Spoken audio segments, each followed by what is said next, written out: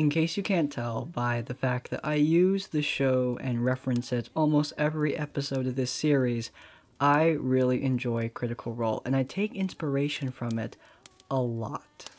In fact, after I watched Campaign 1, that is when I decided that I would take the seat as a DM. I had never done it before, but Matt Mercer inspired me to become a dungeon master and to DM my own games, and that led me to create this channel. So really, Critical Role is the reason I'm doing all of this.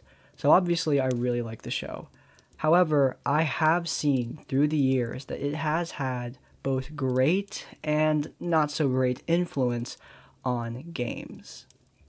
Now, this is definitely not the fault of the show or its cast. However, I do think that there are good and bad things that people take away from Critical Role.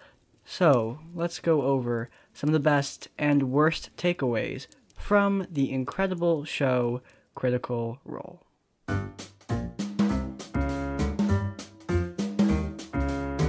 Let's start with the bad so that you can learn from it before moving on with the good. The worst takeaways that I see people get from Critical Role. Now, I want to start out before any of this, that this isn't some sort of gatekeeping video. I'm not trying to tell you how you should or should not enjoy Critical Role. Critical Role is a show, not a D&D guide. However, it does inspire people to play this game. If Critical Role got you into Dungeons & Dragons, say I. Sounds about right. So, I do think that there are takeaways that people get from it that are unhealthy for games.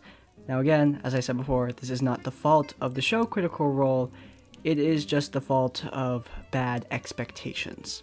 So let's start out with a simple one that isn't so common, but I have seen it happen. Critical Role has a really high production value that most DMs cannot match. This is pretty obvious to people who play Dungeons & Dragons, but I have seen new players get surprised when I pull out 2D map pieces or tokens, stuff like that. When you watch a show like Critical Role, a lot of newer people who have never been exposed to Dungeons & Dragons before assume that those sort of 3D terrain pieces or miniatures are standard. However, they're not. Now, this doesn't usually cause problems in the game, though it is worth bearing in mind that Critical Role is more than just a D&D game. It is a show. They have backing. They can do things that most DMs simply can't. This is a simple one. Most people understand that, but it is worth saying because it establishes the general principle that, like I said, Critical Role has materials and backing that most DMs don't have. So, moving on to something that's a bit more common and I think much more important. Critical Role does not model the best way to play D&D, and it certainly doesn't model the only way to play D&D. I often hear it said that Critical Role is the best D&D game, and while yes, for me and many others out there, Critical Role models my ideal D&D game. I love the world of Exandria and the tone it represents. It's the perfect level of fantasy for me. I love the tone of the campaign itself, the amount of role-playing and fighting, it's perfect. I personally run my games similarly to how Matt Mercer runs his games. My homebrew world has a similar level of fantasy and magic to him because that's what I enjoy and it's what my players enjoy. But that's just us. There are many people who play Dungeons & Dragons differently from Critical Role and its cast. Diablo-style dungeon crawls, slow burn mysteries with little to absolutely no combat. These games are very different from Critical Role, and they shouldn't be rejected just because of that. Critical Role does not model the best D&D game because there is no such thing as the best D&D game. D&D is a game in your imagination. By its very nature, there are multiple best ways to play it. We can even narrow this down to DMing style. I, again, love the way Matt Mercer DMs, and I want to emulate that in my own games. My players, even though they've never seen Critical Role, love that style as well, and I'll continue to use it. But there are many DMs who simply don't want to do all the sound effects that Matt Mercer does. In fact, I don't do a lot of sound effects because my games are shorter and, well, I need to hurry the pace up sometimes. Many DMs won't go heavy on descriptions, especially in a game with low roleplay. They'll prefer just to get the numbers out there so that players can move on to the next combat section. That is fine. Of course, you want to make sure that your whole party is on board with this, but don't reject a DMing style just because it isn't like Matthew Mercer. Another negative takeaway is that role-playing is something that everyone in a D&D game should just do. Now, here's the thing. I love roleplay in my D&D games, but I will never pressure people into doing it. I find, and I have seen, players think that just because it's Dungeons and Dragons and they've seen Critical Role and they've seen all the roleplay, that means that everyone should be getting into it. And look, that's just not going to happen in a lot of your games. Especially since role-playing, like I mentioned in previous videos, can be very scary. It's hard to do. I was just talking to the bard in my party. He doesn't roleplay much. He really wants to. It's just hard for him. And you know what? I told him that that is okay. He doesn't have to roleplay if he doesn't want to. It's perfectly fine. He still wants to get into it, and it'll take time, and I'm sure he'll get there. But a lot of people just aren't comfortable with it, and that is okay. Remember, this is a game. Just because in Critical Role there's a lot of roleplay, that doesn't mean that it's always going to be like that in every single game. Now, this is my last point because it bleeds into the good. The last negative takeaway is that Critical Role is only good because the cast are all professional voice actors. Now, obviously that's a big reason why the show works. The fact that every single member of the cast is a masterful voice performer really helps with the show's presentation. However, it is certainly not the only reason why the show works. Often I see people say, you can't learn from Critical Role because everyone there is a professional voice actor. It's a show, it's not a real D&D game. And while I have gone over points that show how you shouldn't always emulate Critical Role in previous parts of this very video, it is still a real D&D game. And the thing that makes it work isn't the fact that they're voice actors or the fact it's a show, it's the fact that every member of the cast are friends. Look, I've seen plenty of celebrity D&D games that don't work as well as Critical Role just because they don't have this kind of long-standing bond like the cast of Critical Role has. And this sort of bleeds into the good here. We're going to start talking about the best takeaways from Critical Role, and one of them is, and this lesson is super important, being friends with your D&D game is really important. Recently, I've started looking through LFGs because I want to play the game as a player, and I immediately drew connections with looking for a raid for a video game like Destiny. And then I immediately realized that that is not accurate at all, because when I get a raid together for Destiny, I get a group of 5 people together, we play a video game for 2 to 3 hours, and then we're done. D&D is different. When you join a campaign, you guys meet and play together a lot. I mean, we're talking 3 to 4 hour sessions every week to every couple of weeks, and yeah, that's a lot of time spent together. Take some time to chat with your group. If you're not long-standing friends before the game, just have a little bit of small talk. Ask how everyone is doing. Get to know the people you're playing with. Better friends make for better D&D games, or at least in my experience they do. When you have that kind of bond, it makes people more comfortable, it allows for easier roleplay since people aren't nervous around each other. It's overall just an improvement to your game. It goes to show that even though the cast being professional voice actors is really important, the real thing that makes the show work is the relationships the players have with each other.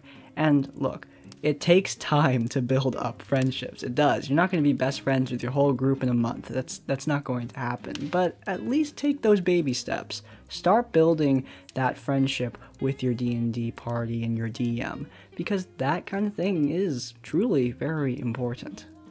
Alright, so as we're going into more of the good, a lot of these tips that you learn from Critical Role, they are more for those roleplay heavy, story heavy games. Games that Matt Mercer will run.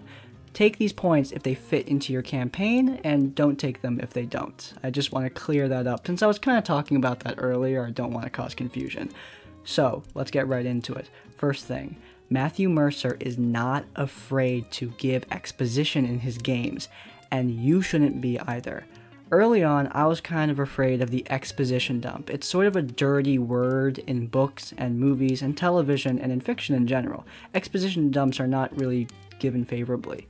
Look, this is a D&D game. It can be really hard to communicate your world to the players. So don't be afraid to sometimes just give them a little bit of exposition. Remember, they're playing characters in this game. They're playing people who live in this world. Those characters would probably have knowledge of its goings-ons, its history. So don't be afraid to give them some of that information. On top of that, you don't always have time to give a super creative way to convey the story to the players.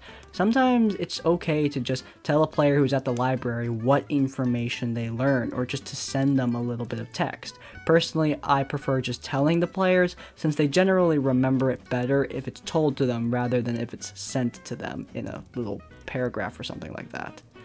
But the point is that you shouldn't be afraid to give exposition. Matt Mercer certainly isn't himself. Even though his sessions are really long, there are times where he just tells the players information because their characters would probably know it, and it isn't some sort of big mystery. The information just adds more to the world.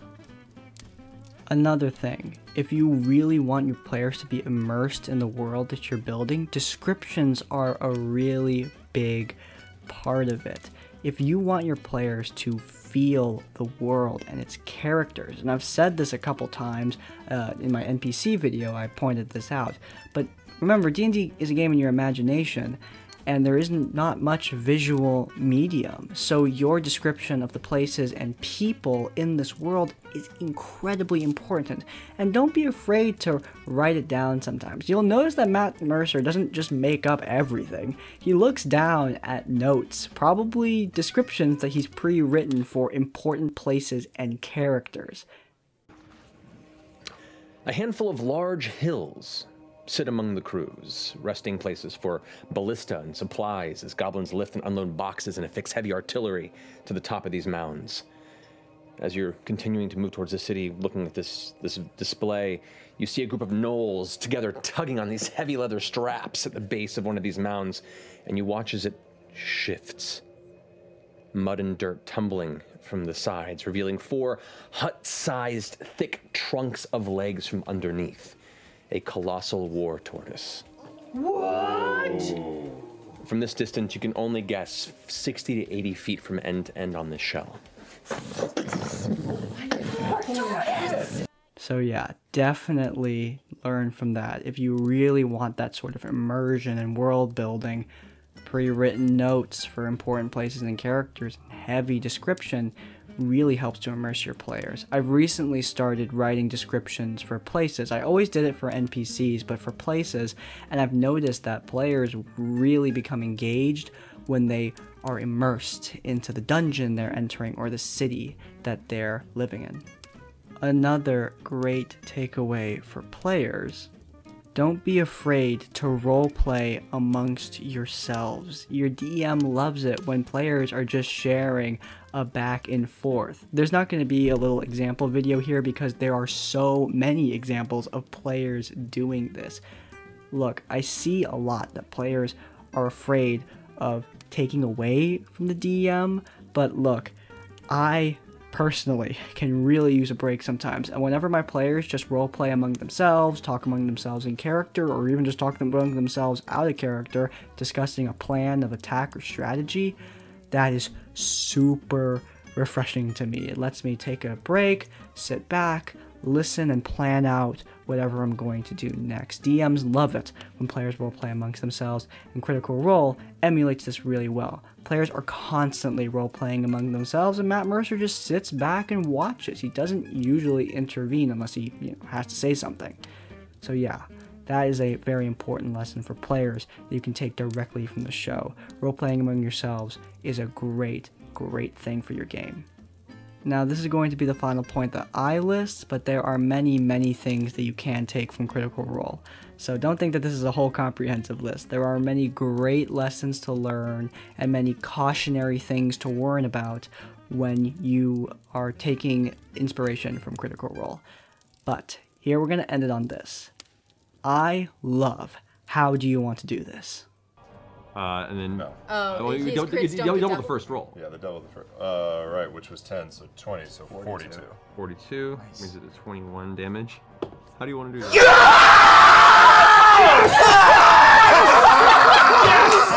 Besides the fact that it's iconic, it really lets your players engage in the game in a way beyond just rolling dice. Letting your players describe their attacks is great. Matt Mercer is of course not the only person who does this.